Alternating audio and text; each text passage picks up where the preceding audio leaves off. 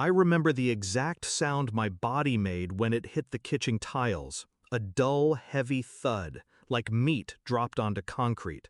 My chest locked, my throat constricted, and my lungs clawed for air that wouldn't come. "Quit being dramatic," my father barked, his voice sharp with annoyance instead of concern. He stood above me, arms crossed, disgust etched on his face. And my sister, she laughed, actually laughed. "Look at you, pathetic," she sneered, sipping her drink while I thrashed like a drowning animal. They thought it was a performance. But then the paramedics arrived. The EMT's eyes widened when he saw the blue creeping across my lips. His voice was clipped, urgent. "Call the police, now!" That's when the room shifted. My father's frown cracked into unease. My sister's smirk faltered. And I, half conscious on the floor, knew this wasn't the end of me. It was the beginning. I wasn't always the family target. There was a time when I believed blood meant loyalty, when I still thought my parents' approval was something I could earn. I bent over backward to please them, holidays, favors, silence when they ridiculed me. My sister thrived in that cruelty. She was the golden child, feeding on my humiliation. If I spoke up, my parents shut me down. If she cut me down, they laughed with her. But lately, the cruelty had sharpened into something darker. Meals that tasted off. A foggy weakness that settled into my limbs after family dinners. A bitterness in the water glass my sister poured only for me. I didn't say a word. Not yet.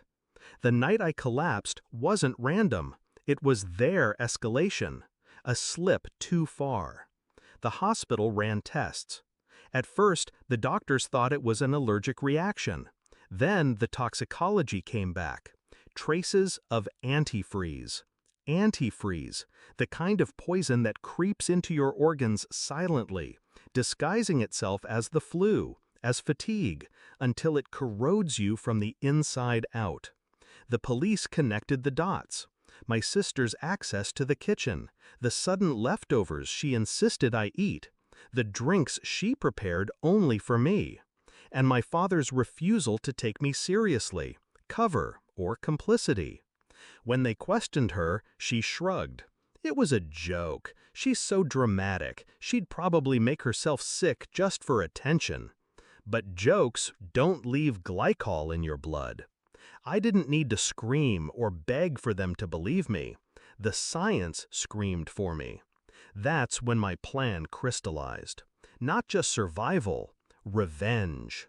I stayed quiet in the hospital, playing the weak, frightened victim they expected. Let them think I was broken. Let them think they had the upper hand. Meanwhile, I started moving the pieces. First, I requested copies of every medical report. Evidence, neatly documented.